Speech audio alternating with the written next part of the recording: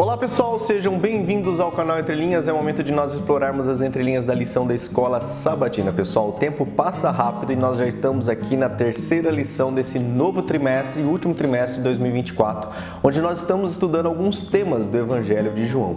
E hoje, pessoal, como vocês podem ver aqui, nós temos como tema a história de fundo, prólogo. Nós vamos estudar hoje os primeiros 18 versículos do capítulo 1 de João. Nós vamos ver essa introdução, esse prólogo. E o autor já vem nos introduzindo, dizendo que todos os evangelhos, nos seus primeiros termos, nas suas primeiras palavras, eles já dizem mais ou menos o assunto e como eles querem tratar. Então vejam bem, hoje a lição promete, em apenas 18 versos vamos aprender muito, pessoal. Hoje teremos a participação aqui do Alexandre e do Marcos André. A minha participação, eu sou o Lúcio Valentim. Estarei com vocês lá na pergunta para a discussão e também estarei com vocês nos comentários. E aí fica aquela dica, pessoal? Sempre deixe seu like. Se não é inscrito ainda, se inscreva no canal. Deixe o sininho sempre acionado para você receber as notificações todas as vezes que nós lançarmos um novo vídeo aqui nas nossas séries. Beleza, pessoal? E, claro, deixe seu comentário, por favor, e aí você participa do nosso conteúdo, beleza? Chega de introdução e vamos para a lição.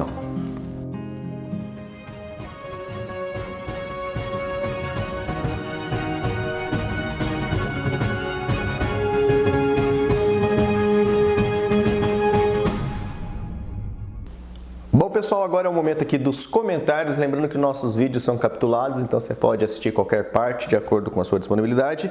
Esse é o momento de você nos ajudar a compor o nosso conteúdo, fazer parte dele. Beleza, pessoal? Temos as Olimpíadas dos comentários. Os 3 primeiros a comentarem aqui estão no pódio.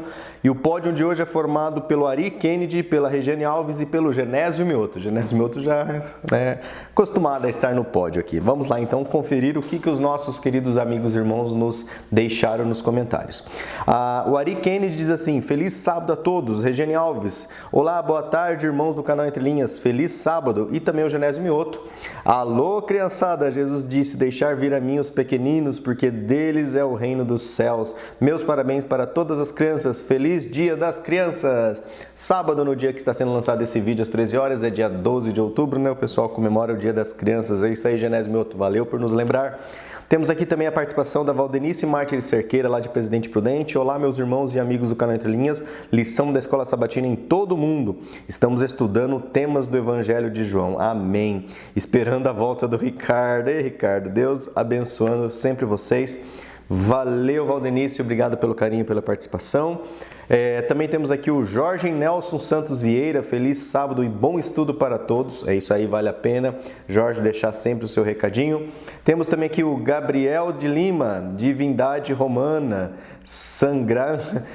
sangrado livro, acho que é isso que ele quer dizer, Gabriel?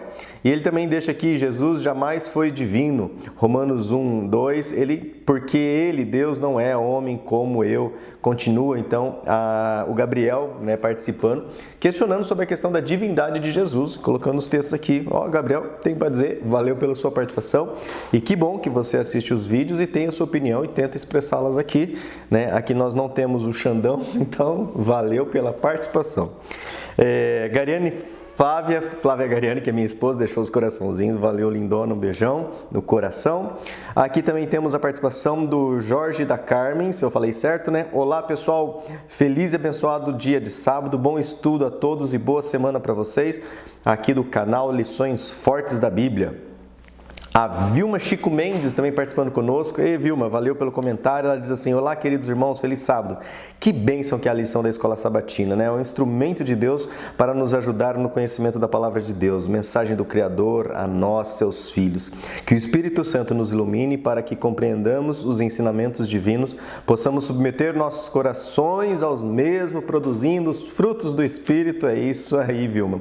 E não nos assemelhando aos escribas, fariseus, doutores da lei, que conheciam as Escrituras, porém tinham os ouvidos e o coração cauterizados pelo legalismo e pelas tradições, impedindo-os de reconhecer o autor da vida que estava diante deles.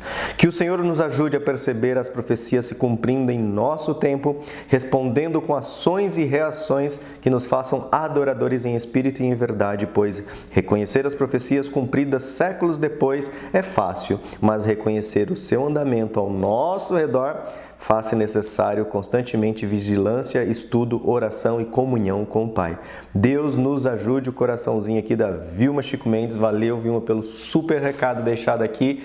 Inclusive hoje no culto, né, o pregador falou sobre ouvindo a voz de Deus, né? É importante ouvir, principalmente como a Vilma colocou, nos tempos de cumprimento da profecia, né? Ler livro de história é fácil, né, Vilma? Viver a história é complicado. Temos aqui também um feliz sábado aqui de Chicago. Que legal! Hector Abarca, que está assim escrito. Valeu, Hector! Um abraço para os irmãos brasileiros, que tem uma comunidade muito forte aí em Chicago. E é importante porque o Hector, ao participar, comentar, Hector, você vai ver que vários amigos seus no YouTube vão receber essa imagenzinha lá e vão clicar. E que bom que você participou conosco aqui nos comentários. É muito bom se envolver mesmo. Isso ajuda a promover o conteúdo. Um abração, Hector. Primeira vez comentando conosco aqui. Joivaldo Santos, já parceiro de longa data. Olá, irmãos, como estão vocês? Graças a Deus estamos bem, Joivaldo. Desejo a todos muita saúde, que é muito importante, paz e também entusiasmo, né? Deus dentro de ti. Boa semana de estudo da Palavra de Deus. É isso aí, Joivaldo. Temos aqui também a Beth Souza. Ela diz assim: acabei de chegar em casa e fui direto para os entrelinhas. E no momento, o trio, né, entrelinheiros. Estive lá na IASD, onde cantei com o grupo da Amizade, pois foi comemorado o Dia do Idoso. Teve um almoço, tipo junta-panela, muito gostoso, que é uma delícia, né, pessoal, ter junta-panela na igreja. E ela coloca o hashtag Ricardo, cadê você? Tá faltando um ingrediente importante aqui na salada espiritual. Ela lê os comentários e ouve os comentários, né, Beth? É isso aí. A primeira lição marcou presença, foi uma amostra grátis da maravilha que será o estudo nesse final de 2024. Bora lá, né, Beth? Que bom que você participa conosco aqui todas as vezes. Temos aqui também o comentário do Casimiro Engrácias Canducha. Assim seja. Também da Leila Glorimar, deixa eu só pegar o nome completo aqui dela. Leila Glorimar, isso mesmo, tá no perfil. Ela deixa um oi. Obrigado pelo oi, Leila. Isso é importante. Os amigos da Leila vão estar recebendo aí a sugestão desse conteúdo, porque a rede social faz isso, né? Você se interage com o conteúdo, ela começa a achar seus amigos. E ela diz assim, a Leila: boa noite, maravilhosa lição, amo vocês, eu sou aqui de Mauá, São Paulo, aqui na Igreja Central de Mauá. Que bom que a Leila deixou, que daí dá-nos a oportunidade de deixarmos um abraço também para os nossos queridos irmãos aí, cristãos, adventistas ou não, de Mauá, principalmente os adventistas aí da Igreja Central de Mauá, né? Temos aqui também, aqui em Aracaju, Sergipe, a Nilbete Oliveira. Nilbete Oliveira de Aracaju, Sergipe, diz um bom sábado a todos. Um abraço também para quem nos acompanha de Aracaju, Sergipe. E por causa da Nilbete, muita gente já está recebendo, né, este vídeo. Que bom vocês participarem, pessoal. Mas não terminou ainda, estamos aqui, falta mais alguns. A Maria, deixa eu só ler completo aqui, senão eu leio errado, né, o nome.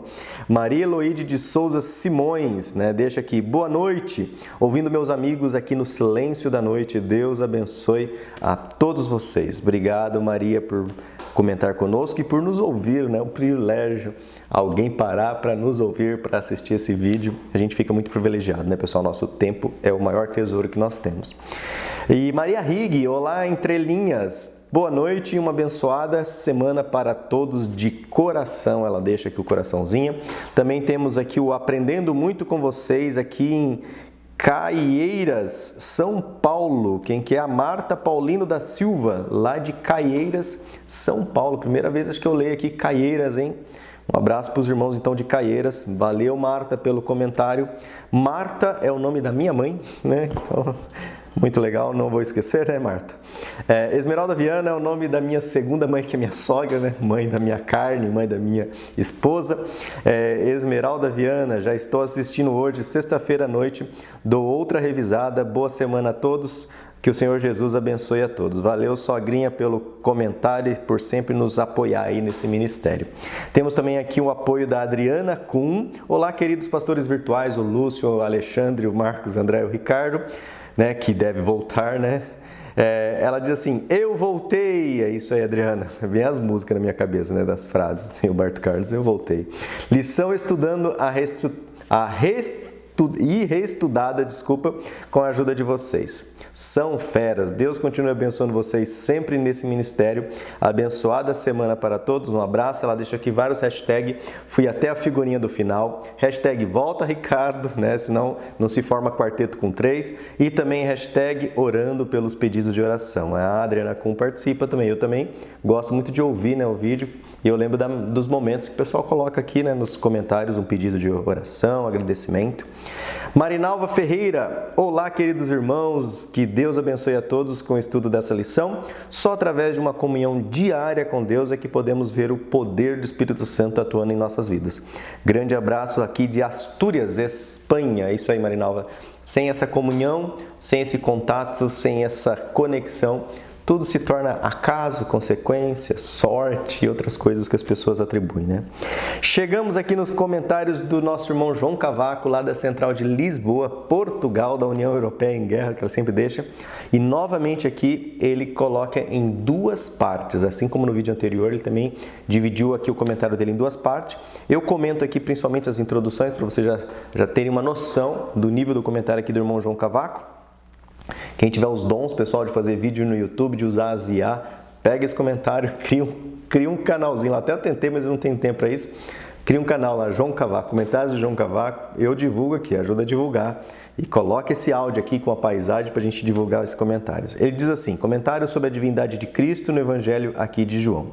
As etapas ou modelos da relação com a divindade e a humanidade de Cristo, a visão de Moisés sobre a divindade de Cristo e também a divindade de Cristo no milagre da multiplicação dos pães e peixes. Só para vocês terem uma noção aqui do comentário, quem não teve, eu não vou conseguir mostrar tudo para vocês aqui. Ó, esse aqui é o comentário do irmão João Cavaco. Quem está só ouvindo, né? Olha só o comentário do nosso irmão. Então, pessoal, ó, acabou aqui. Pessoal, irmão João Cavaco tem o dom da escrita, da palavra escrita, irmão João Cavaco. Que Deus continue te usando aí onde você habita. Ele diz assim, a divindade de seus filhos é entrosada com a humanidade de Cristo, na primeira parte aqui do comentário dele. Depois ele diz assim na segunda parte, a ligação entre a divindade e a humanidade de Cristo, preconizado absolutamente no milagre da multiplicação dos pães e também dos peixes. Aqui na parte 2, ele diz assim, a parte 2, né, item 3, ele diz assim, a cura das cegueiras humanas pela divindade de Cristo, né, que a gente estudou os milagres da cura do cego, como Cristo cura-nos, né, das cegueiras humanas, muito bom comentário. E quarto item aqui do comentário dele, o sinal supremo da criação da vida por Cristo, a ressurreição de Lázaro segundo o Evangelho de João. E hoje nós vamos estudar sobre a criação, né, a relação. E lá no finalzinho, ele deixa lá mas o que te oferece numa etapa nova são os rolar definitivo da pedra sepulcral, novos recursos, novas resoluções, novidade de vida na eternidade de Cristo para viveres a eternidade de Deus triuno num universo que será criado na sua plenitude, conforme Apocalipse 19 até o 22. Serão esses sinais de extirpação definitiva para o pecado e de ressurreição de uma nova vida de Cristo ao teu redor e, ao mesmo tempo, todos estes milagres de vida de Deus no Salvador a serem partilhadas em ti para todos, para todos, suficientes no teu pão diário, na luz e olhos que te vão iluminando, para te decidires eternamente e viver pela fé do testemunho com Deus. Essa é a glória de Deus em Cristo, que vai crescendo para a eternidade na tua vida, se aceitares a Cristo, Deus homem, pela fé. Valeu, irmão João Cavaco. Muitas palavras aqui, não dá tempo de ler todos, senão fica só o vídeo do comentário do irmão João Cavaco. Mas fica a dica, quem tiver os dons, faça aí. Tem inteligência artificial para tudo hoje, coloca o texto, narra, cria as imagens e cria o canal aí, João Cavaco. E os dois últimos comentários, pessoal, aqui para nós irmos lá para a lição, né, que é o que interessa. Sandra Bittar, olá meninos e a todos aqui da grande família Entre Linhas. Espero que todos estejam bem. Por aqui, tudo bem, graças a Deus. Ao estudar a lição dessa semana, uma questão surgiu que me fez refletir profundamente. Quais os significados dos milagres de Cristo? Cada palavra, cada encontro, cada milagre de Cristo reflete a expressão viva de Deus. O milagre da multiplicação dos pães e peixes, diferente do que ocorreu no deserto com o maná, aqui era o próprio Deus, ao vivo e a cores, demonstrando o seu poder, não necessitando de um intermediário, Moisés, que solicitava a Deus que providenciasse o alimento, mas o próprio Jesus, Deus é o Senhor. Jesus veio para nos oferecer a vida eterna e muitos não entendiam isso. Muitos desejavam um rei que podia alimentar o povo, mas o que realmente necessitamos é de um alimento espiritual. E Jesus afirma: eu sou o pão da vida. Entender a profundidade desta afirmação nos eleva e aproxima-nos de Jesus. Outra questão: por que Lázaro foi ressuscitado depois de 4 dias? Ao povo daquela época, acreditava-se que a alma permanecia por 3 dias no corpo após a morte. Ressuscitando Lázaro no 4º dia, Jesus mostra o seu poder diante dos mortos. Mesmo diante de vários milagres, muitos rejeitaram Jesus e hoje tal fato também ocorre, infelizmente. Muito obrigado por estudar o Evangelho de João conosco e vivenciar com vocês as maravilhas de nosso Deus. Deus os abençoe, familiares e a todos da grande família Entre Linhas. Hashtag fui até o fim, Jair Sandra Bittar, e hashtag onde está o Ricardo? Boa pergunta, mas está vivo, pessoal. Mandei um recado para ele hoje, acho que ele vai responder. Grande abraço da Sandra Bittar. E o último recadinho aqui, pessoal, desse grande bloco do nosso conteúdo. Carlos Simões, obrigado a todos vocês do canal por nos ajudar no estudo bíblico. Deus abençoe vocês todos. Acabou aqui, pessoal, pelo menos os que postaram o comentário, tem mais comentários depois que vão aparecendo, mas o que nós conseguimos gravar é esse. Valeu pela sua companhia, valeu pela sua participação e fiquem agora ligados que agora que nós vamos começar, agora sim vai começar o alimento espiritual através aí da reflexão dos estudos de sábado até sexta-feira. Vamos começar com o Alexandre, depois o Marcos André e eu apareço aqui de novo na sexta-feira com as perguntas para consideração. Mas antes, convido você, como foi comentado, que nós busquemos o Espírito Santo para que possamos entender essas palavras. Vamos orar? Senhor Deus, nosso Pai, obrigado, Pai, por esse recurso que nos deste, tão gratuito e tão poderoso, o poder da oração, onde nós podemos ultrapassar o tempo e o espaço e nos conectar com o nosso Deus atemporal, com o nosso Deus infinito. Senhor, neste momento, humildemente, Pai, nós pedimos que continue usando aqui o Alexandre, Marcos André, a mim, continue nos dando, ó Pai, a luz da Tua Palavra, principalmente sobre esses temas tão importantes que nós estamos estudando no Evangelho de João, Senhor. Ajude-nos a compreender, a compartilhar e, principalmente, ajude-nos a viver e experienciar cada palavra que nós aprendermos aqui, Senhor. Muito obrigado. Não merecemos, somos imperfeitos e só Tu conheces os nossos corações, mas firmes, ó Pai, na promessa de Cristo Jesus e na Sua graça e misericórdia que oramos. Amém. Então, chega aí, Alexandre, agora é com você. Olá, pessoal do canal Entre Linhas, uma alegria e uma satisfação para mim estarmos aqui para mais uma lição da Escola Sabatina. Lição de número 3, estamos estudando temas do Evangelho de João. E na lição de número 3, nós temos a história de fundo ou prólogo do texto de João. O autor na lição de sábado ele vem falando, que na primeira lição do trimestre, na lição de número 1, a gente tratou do final de João, do lugar de chegada, da missão, do objetivo do Evangelho de João, daquilo que João pretendia com esse livro. E agora, na lição dessa semana, a gente vai trabalhar um pouco com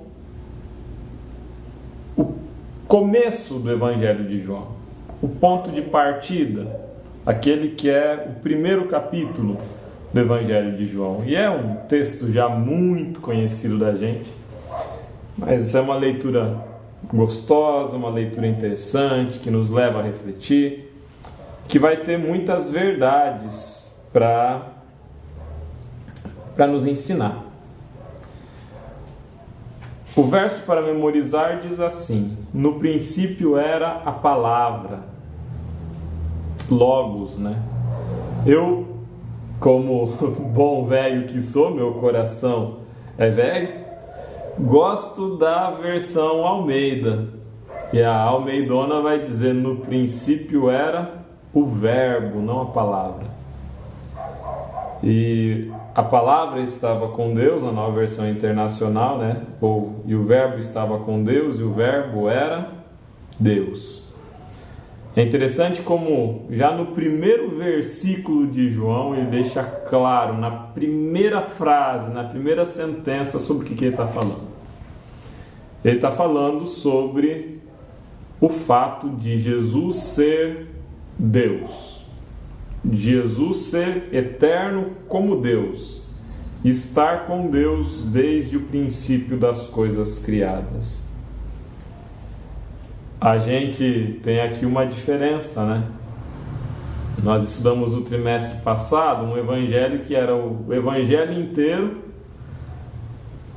na primeira metade para a gente descobrir quem era Jesus. Jesus é o Messias, Jesus é Deus. E agora em João é o contrário, ele já de entrada vem falando que Jesus é Deus. Vários temas vão ser apresentados nesse começo do livro, né? E nesses primeiros 18 versos de João, a gente vai tendo um vislumbre de questões que vão ser recorrentes no livro depois. A lição foi interessante, gostei bastante. Vocês vão acompanhar comigo até a lição de segunda-feira. Terça, quarta e quinta, Marcos André está chegando. Lição de domingo diz assim: no princípio, o Logos divino. E aí a gente vai para o texto que nós já sabemos de cor, né? No princípio era o Verbo, e o Verbo era Deus. Ele estava com Deus no princípio, por meio dele foram feitas todas as coisas, sem ele nada do que foi feito se fez. Eu separei ali 3 verdades dos textos de João, versículo 1 a 5, do capítulo 1. A primeira verdade, a primeira mensagem ali, é a revelação de que a palavra era Deus, estava com Deus no princípio e criou todas as coisas. Então o ponto de partida é apresentar a palavra como Deus, como Criador, como coeterno. O segundo elemento, a segunda revelação que eu percebo ali, é de que a vida vinha da palavra e a palavra era a vida. E a palavra era a luz dos homens. Então quer dizer, essa palavra que é apresentada, a gente não vai identificar ela inicialmente aqui como Jesus, nós sabemos que é Jesus.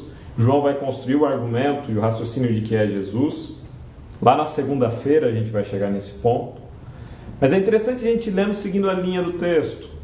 Então nós temos primeiro uma palavra que é Deus, que está com Deus no princípio, que criou tudo. É Deus. Depois nós temos essa palavra se relacionando com os homens. Essa palavra é a fonte da vida e é a luz dos homens. E terceiro, nós temos um conflito já aqui. Um conflito entre luz e trevas. A luz resplandece nas trevas. As trevas não podem subsistir diante da luz. E as trevas não compreendem a luz. Aqui nós temos uma apresentação do conflito já, né? A oposição entre luz e trevas. É uma oposição que está presente na criação também. Lembra que o princípio das coisas criadas passa por haja luz e houve luz. Então remete-se novamente à cena do Gênesis. O livro de João começa com um Gênesis, com a criação de Deus, com a vida e a luz para os homens, com a criação da luz, com a oposição entre luz e trevas. Acho muito interessante, e é uma coisa que a lição traz e que eu não conhecia, quando vai falar da relação da palavra e Deus. Porque diz o texto, né? A palavra estava com Deus e a palavra era Deus, lá no versículo 1. Afinal de contas, essa palavra estava com Deus ou essa palavra era Deus? E aí o autor vai voltar para o grego, né? Ele vai falar da questão dos artigos indefinidos, né? E artigos definidos. E aí ele vai dizer que, se a gente fosse fazer uma tradução fiel do texto, estaria dizendo: a palavra estava com o Deus, um Deus específico. Que aqui seria uma referência a Deus, o Pai, a primeira pessoa da Trindade, né, da divindade. E a palavra era Deus. Aqui não teria o artigo o, não teria o Deus, a palavra era o Deus. Então quer dizer, Jesus era Deus e Jesus estava com Deus, o Pai, na criação. Então aqui nós teremos um indicativo da existência da Trindade, né? Então é uma compreensão trinitária. A lição de segunda-feira, ela vem trazendo a revelação de quem é a palavra. Lembra que eu falei, vamos chegar com calma, vamos entender primeiro que essa palavra estava com Deus, era Deus, que essa palavra é a vida dos homens, é a luz dos homens, que essa palavra está em oposição às trevas por ser luz, né? E agora quem é essa palavra? O texto vai chegar lá no verso 14 e diz assim: e o verbo se fez carne, e o verbo habitou entre nós, e a palavra habitou entre nós.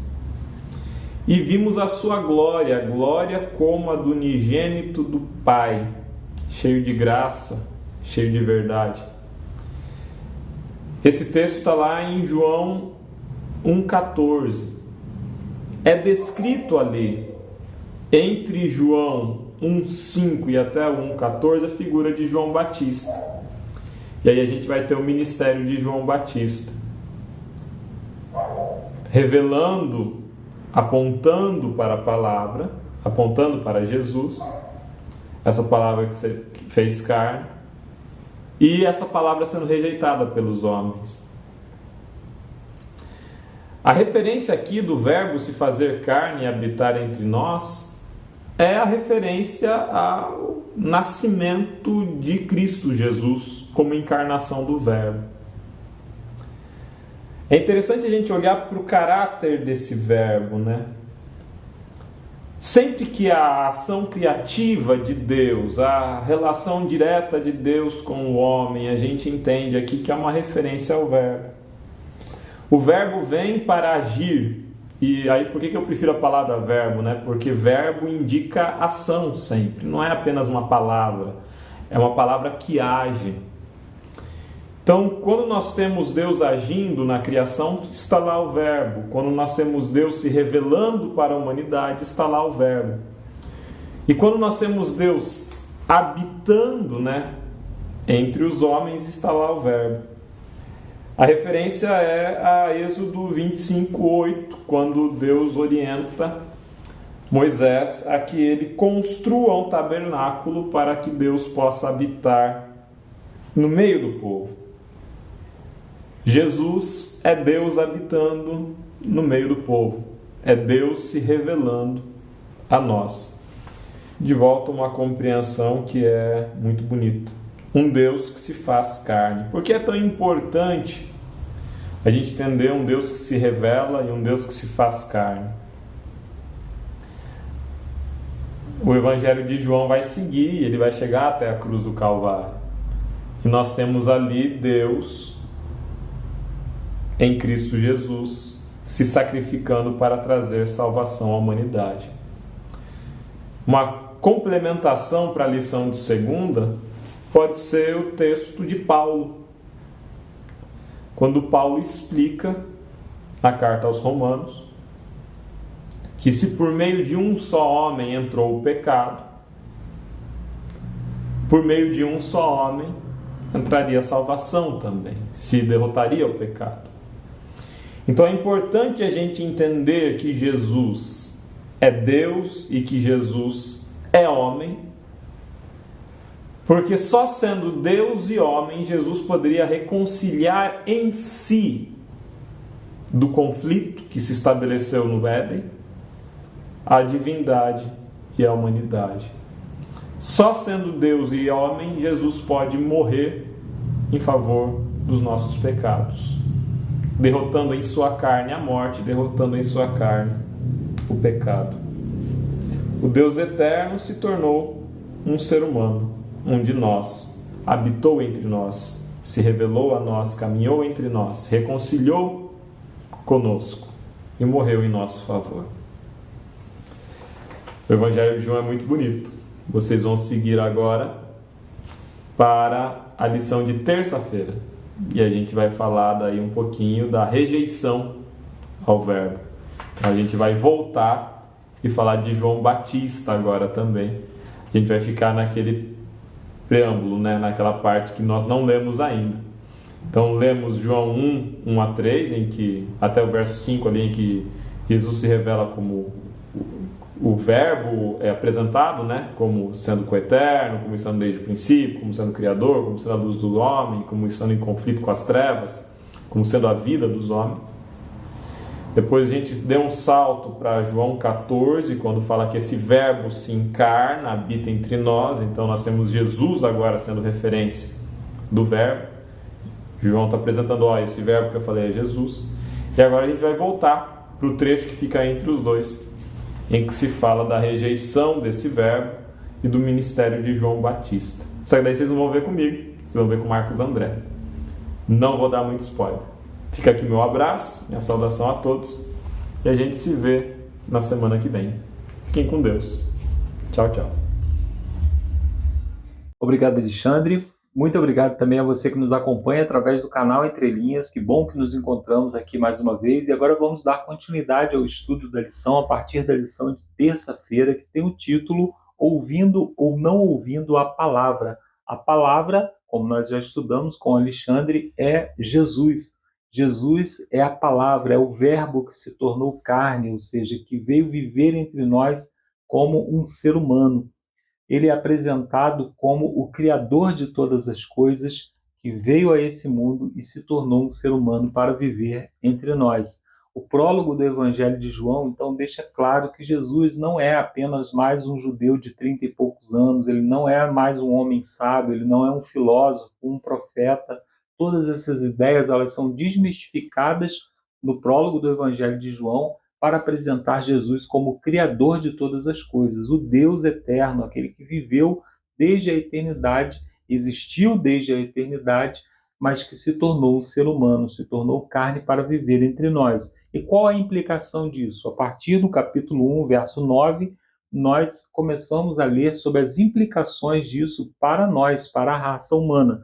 O autor pergunta: que dura realidade João retrata sobre como as pessoas respondem a Jesus, ou seja, como nós reagimos à presença de Jesus.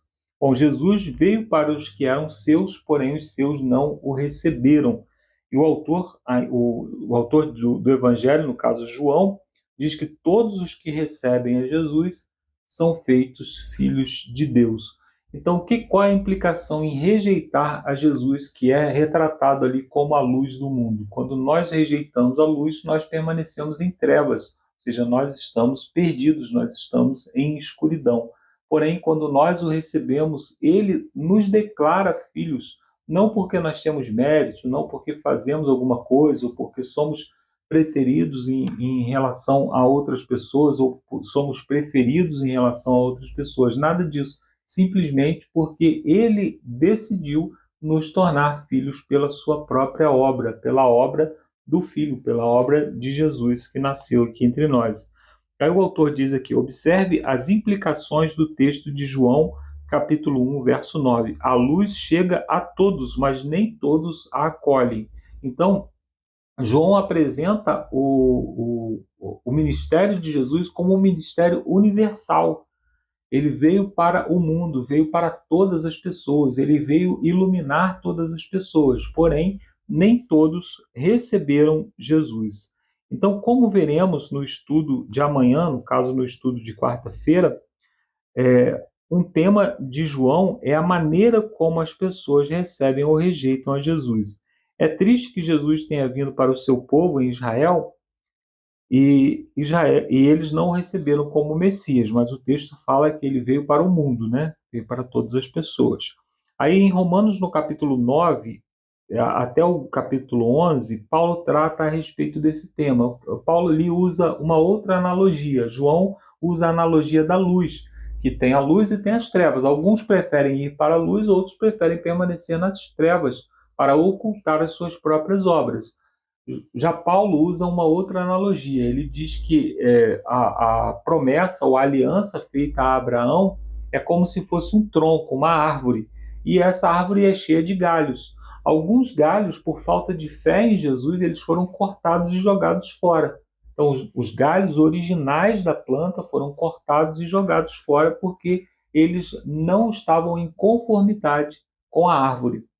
Aí o que Deus fez? Pela sua misericórdia, ele foi lá e pegou galhos estranhos, galhos de outras árvores e implantou na árvore original. No caso, ele está falando de nós, dos gentios, daqueles que não nascemos da descendência de Abraão, não nascemos com o sangue de Abraão, mas que somos chamados a fazer parte da aliança com Abraão através de Jesus. Então, quando nós cremos em Jesus, é como se nós estivéssemos sendo implantados na aliança original, a aliança que foi feita com Abraão. E aí o texto de Romanos diz: por acaso Deus rejeitou o seu povo? Não, de maneira nenhuma. Ele não rejeitou os judeus, como algumas pessoas gostam de pensar, ou como algumas pessoas costumam pregar. Ele não rejeitou de maneira nenhuma os judeus. Ele disse: é muito mais fácil Deus pegar esses galhos novamente e implantar na árvore, já que ele implantou galhos de árvores estranhas. Então, se nós, pela fé, nós somos rejeitados também, ou pela falta de fé, nós somos rejeitados, Deus pode cortar o galho novamente, aquele que foi implantado, no caso nós, e implantar os judeus novamente, porque eles é que são herdeiros da promessa e descendentes de Abraão. Ele diz então que pela fé todas as pessoas são recebidas, ninguém é rejeitado, a luz veio para todos, a luz veio para o mundo, né?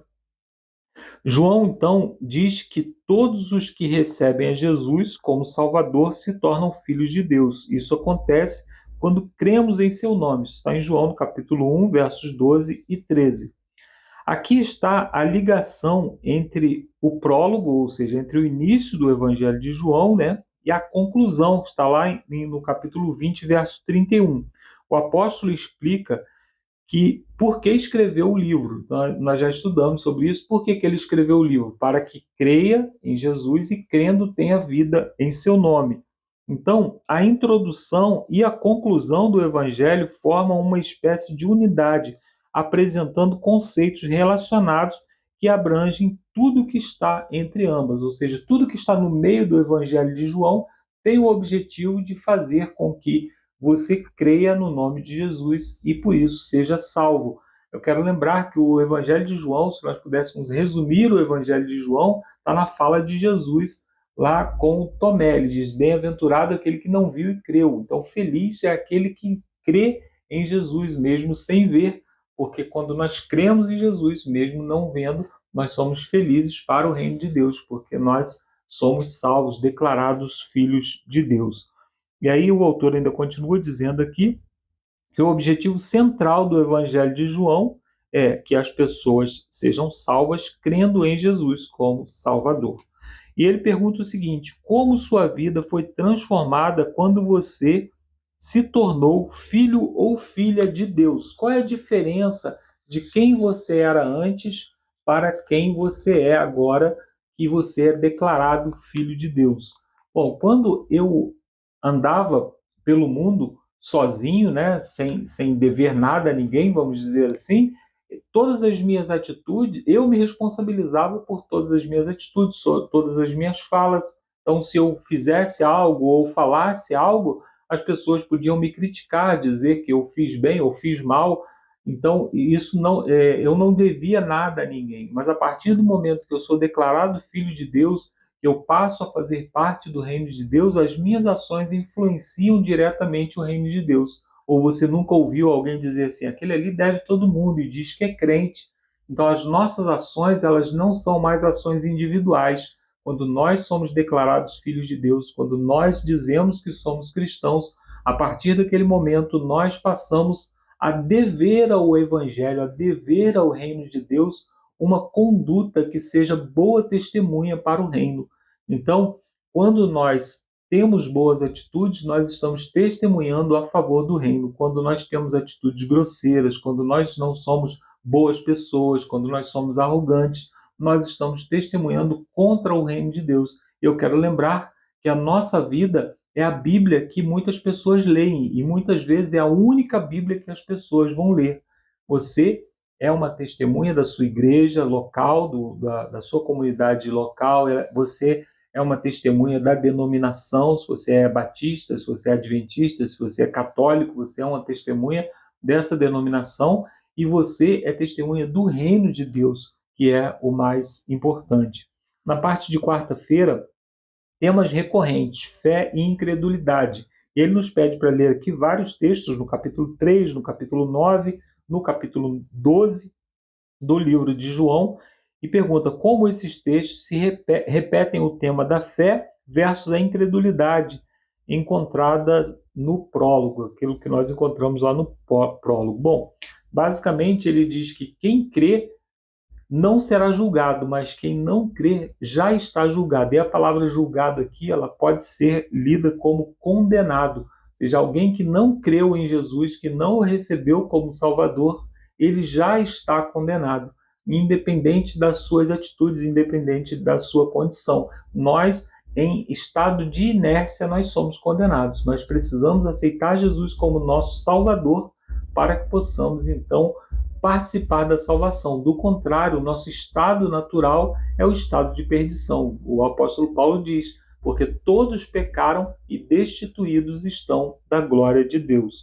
Então, o Evangelho de João divide a humanidade em dois grandes grupos, aqueles que aceitaram a Jesus e, portanto, estão salvos, e aqueles que rejeitaram Jesus e, portanto, estão perdidos. Os discípulos estão no primeiro grupo, além de pessoas como Nicodemos, que não foram discípulos de Jesus, ou seja, não andaram com Jesus, mas depois, mais tardiamente, também aceitaram Jesus. Outras pessoas que nós encontramos, a samaritana, o cego de nascença, né, aqueles grupos de pessoas que aceitaram a Jesus, que demonstraram fé em Jesus. No outro grupo estão os fariseus, os saduceus, aqueles que criticavam Jesus, que julgavam a Jesus, né?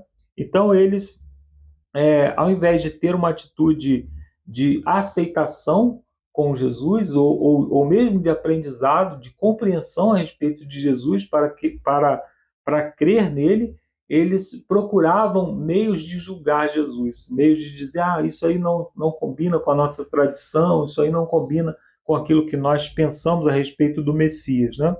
E aí o autor destaca aqui que o substantivo fé ou crença, que no grego é pistis, não aparece no Evangelho de João, enquanto que o verbo crer, ele aparece 98 vezes em comparação com todo o restante do Novo Testamento, 241 vezes, ou seja, aparece muitas vezes no Evangelho de João. Esse verbo é um tema muito importante para João.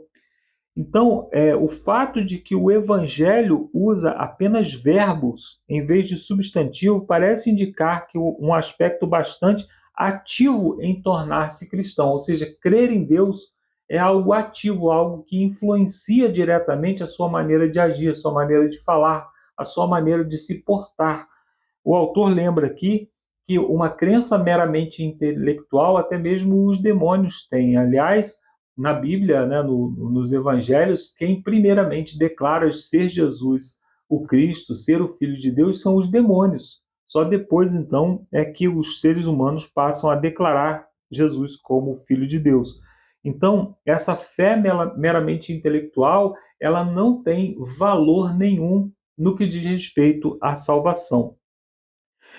A principal diferença entre os dois grupos é a forma como se relacionam com Jesus. Os crentes, ou os que passam a crer, têm uma abertura para Jesus, mesmo quando ele os confronta ou repreende. Então, quando nós olhamos para a Bíblia e a Bíblia nos confronta na nossa maneira de pensar, na nossa crença, naquilo que nós carregamos como ideia pré-concebida, se nós nos entregamos a Jesus, nós vamos permitir que ele molde essas coisas também. Enquanto que o outro grupo é um grupo que julga Jesus. É um grupo que olha para Jesus e fala: eu não concordo com você e por isso não aceito você como o meu Messias, como o meu Salvador. É interessante que esse grupo rejeita Jesus com base na crença pré-estabelecida deles. Eles não permitem que Jesus se apresente como ele é e que Jesus os molde, mas eles querem que Jesus se molde para se encaixar na sua crença. Então é alguém, né, no passado eles tinham as suas próprias crenças, né, mas hoje é alguém que diz assim: eu não creio nisso e porque não creio não vou cumprir, e Jesus que se adapte à minha maneira de crer. Nós não podemos agir dessa forma e rejeitar Jesus dessa forma. Mas existe ainda um grupo que julga Jesus também, mas que o julga bom. Diz assim: eu acho que Jesus é um bom homem, ele tem bons ensinamentos e por isso eu o admiro, eu admiro as doutrinas de Jesus, mas eu não quero compromisso nenhum com ele. Se em algum momento ele me confrontar, eu rejeito. Esse grupo também, apesar de ser mais simpático a Jesus, eles não reconhecem Jesus como Salvador, eles reconhecem Jesus como um mestre, como um filósofo, como um profeta, mas não como aquele que ele realmente é. E é isso que João está falando no seu prólogo. Jesus não é nada disso. Ele é o Deus eterno. É nós que temos que nos encaixar nos métodos de Jesus. E aí o autor pergunta aqui, naquela perguntinha de rodapé: de que forma você vive a sua fé, em vez de apenas concordar que ele é o Messias? Ou seja, você pode dizer: eu creio que Jesus é o Messias, mas não ter atitude nenhuma em relação a isso. Por que é importante saber a diferença entre as duas coisas? Aí ele fala lá de Mateus 7, versos 21 a 23, é aquele grupo, né, que chama Jesus de Senhor, que diz que profetizou em seu nome, que curou em seu nome. Nós poderíamos botar outras coisas hoje, né, que foi a igreja, guardou o sábado, devolveu dízimo, né, mas permaneceu em iniquidade. Eles permaneceram nos seus pecados, apresentaram obras a Jesus ao invés de apresentar a Jesus uma vida de pecado para ser perdoado. Então nós precisamos aceitar Jesus não como apenas um mestre ou como um rabino, mas como nosso Salvador. A nossa necessidade de Jesus é o fato de que ele morreu por nós para nos salvar. E aí na parte de quinta-feira fala exatamente sobre isso, sobre a glória, né? Lá em João, no capítulo 17, verso 1 a 5, apresenta um outro tema recorrente do Evangelho de João, que é a glória de Jesus, como ele glorifica o Pai, como ele é glorificado pelo Pai. Ali Jesus pediu o seguinte: Pai, chegada é a hora de glorificar o teu Filho, para que o Filho glorifique a ti. Ou seja, então, através das atitudes de Jesus, ele glorificaria o Pai. E o Pai, o dando força, estava sendo glorificado no Filho, estava glorificando o Filho também. Então, o estudo de quarta-feira analisou Jesus sob o ponto de vista humano, sob o ponto de vista terrestre, como nós nos relacionamos com ele. E o estudo de quinta-feira, baseado em João no capítulo 17, verso 1 a 5, nos mostra como o Pai se relaciona com Jesus. Então, o Evangelho ele começa com uma história cósmica. Jesus é apresentado como o divino Filho de Deus, o Criador do universo. Tudo que antes não existia passou a existir pela sua vontade, passou a existir por meio de Jesus. Mas o texto prossegue observando a glória que há no fato de que Cristo se tornou um ser humano por meio da encarnação. A glória de Deus está na sua bondade, na sua misericórdia, no fato de que ele se rebaixa para nos alcançar nas nossas fraquezas.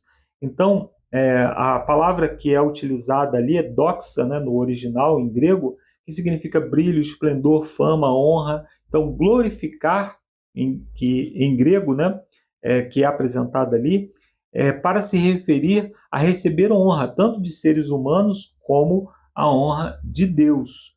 E é isso que Jesus estava falando. Eu estou recebendo essa glória, essa honra do Pai, para que ele seja honrado em mim. Então, Jesus, em João, a ideia de glorificar Jesus está ligada ao conceito de sua obra, isso é, no momento da sua morte. No momento que ele morre, ele é glorificado e também glorifica a obra do Pai.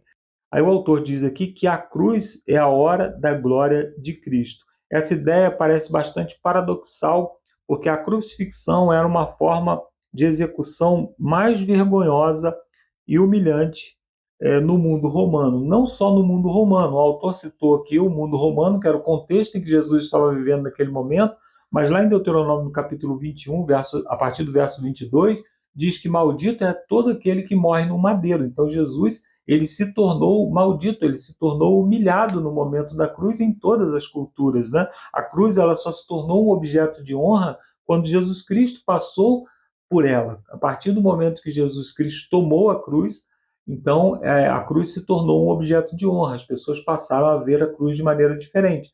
Mas até então, a cruz era vista como um objeto de escândalo. E Jesus, então, na sua humilhação, foi glorificado. Jesus morreu em agonia como um criminoso, desprezado e fraco, clamando: Deus meu, por que me desamparaste? Então, Jesus, ele tinha uma aparência, a vitória de Jesus, ela tinha uma aparência muito grande de derrota, né? E aí ele continua dizendo aqui, e o lado glorioso da cruz, no entanto, é destacado em Lucas e João, porque a cruz é o local onde Deus executou o plano da salvação. Ali Jesus Cristo, então, demonstrou que a entrega que ele estava fazendo era por um motivo, não por ele mesmo, mas pela salvação da humanidade. É bastante irônico e que a suprema glória de Deus é revelada em sua maior vergonha, carregando sobre si o pecado do mundo inteiro. É uma história contraintuitiva, né? Quando nós pensamos em herói, inclusive nos dias de Jesus, eles pensavam no Messias como alguém que puxaria uma espada, derrotaria o Império Romano. E até hoje, quando nós pensamos num herói, nós pensamos em alguém com capa muito forte, que derrota seus inimigos. Então, a história da cruz é uma história contraintuitiva. Deus criou uma história que não poderia ser inventada por nenhum ser humano. Uma derrota com aparência, ou melhor, uma vitória com aparência de derrota.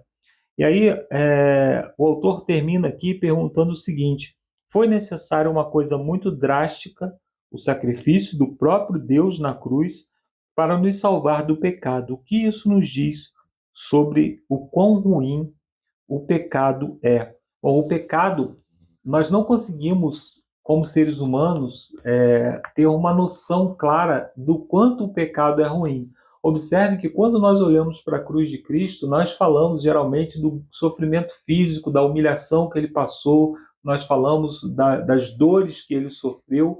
No entanto, a única coisa que Jesus reclamou realmente no momento da cruz foi da separação com o Pai. E o pecado faz isso, o pecado faz separação entre nós e Deus. E Jesus, ele sentiu isso pela primeira vez na cruz, quando ele estava levando sobre si os nossos pecados.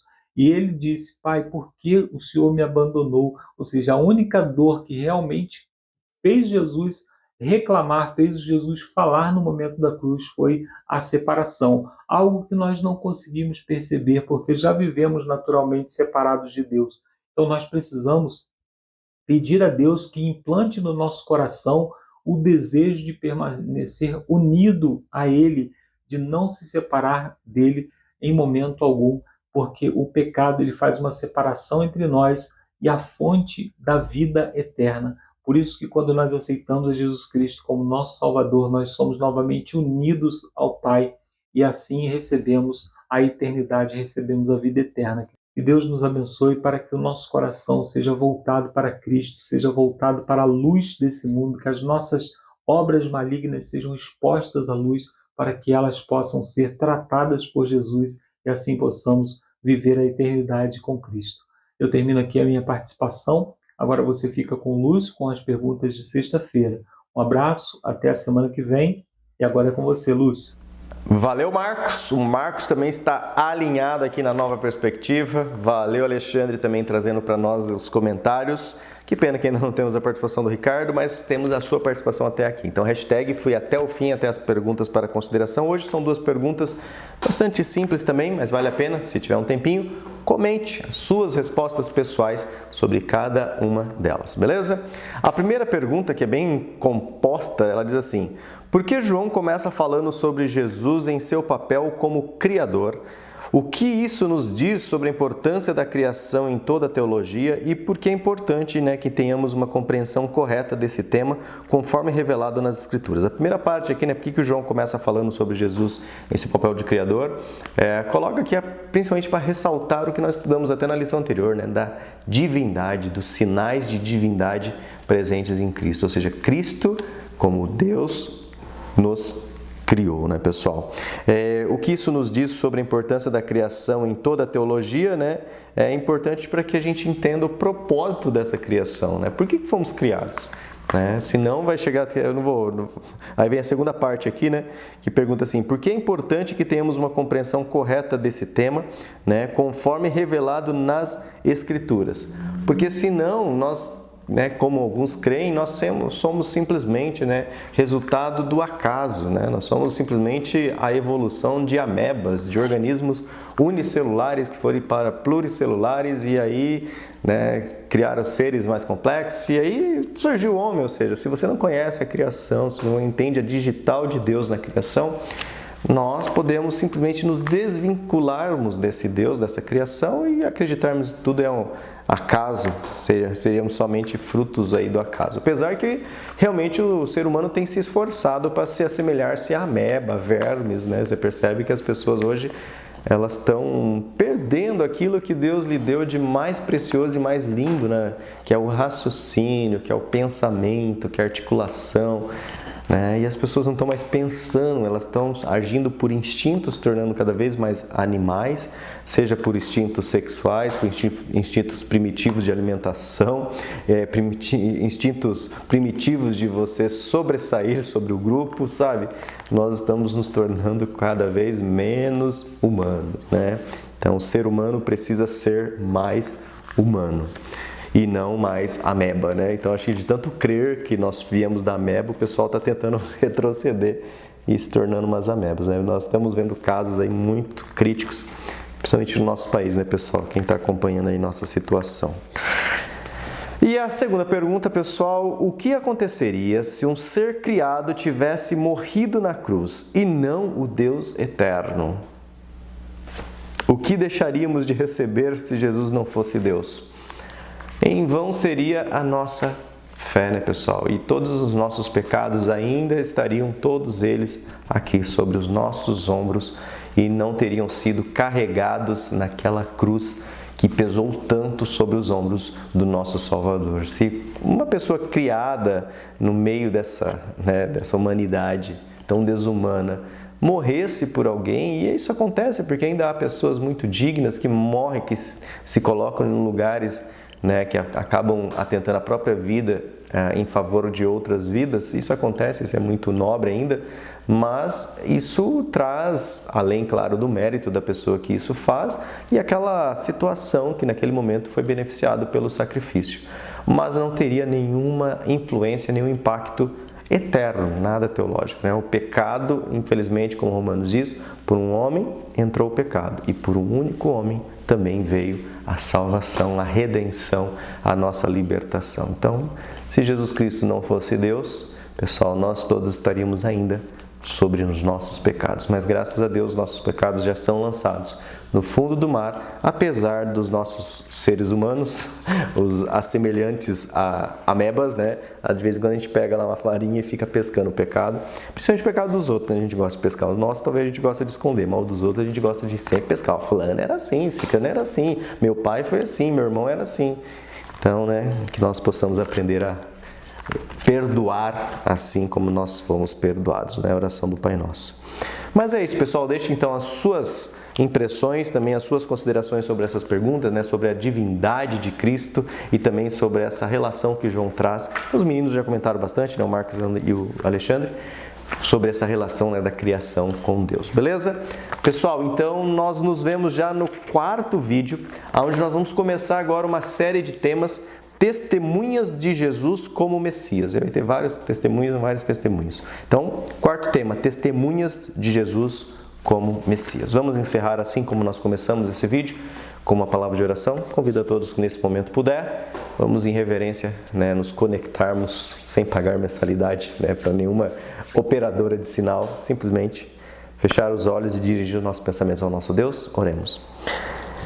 Senhor Deus, nosso Pai, nesse momento agora queremos agradecer, Pai, porque nós concluímos aqui um estudo tão aprofundado. Foram 18 versos, mas que nos trouxeram aqui iluminação de livros inteiros que muitas vezes nós lemos. Obrigado pela Tua palavra, obrigado porque se nós entendemos é porque o Senhor tem iluminado a nossa mente, permitido que a nossa mente falha, egoísta, orgulhosa, se abra para o Espírito Santo e consiga entender. Obrigado, Senhor, por esse privilégio que nos dá. Nos ajude, ó Pai, a compartilhar com quem precisa, com aqueles que desejam.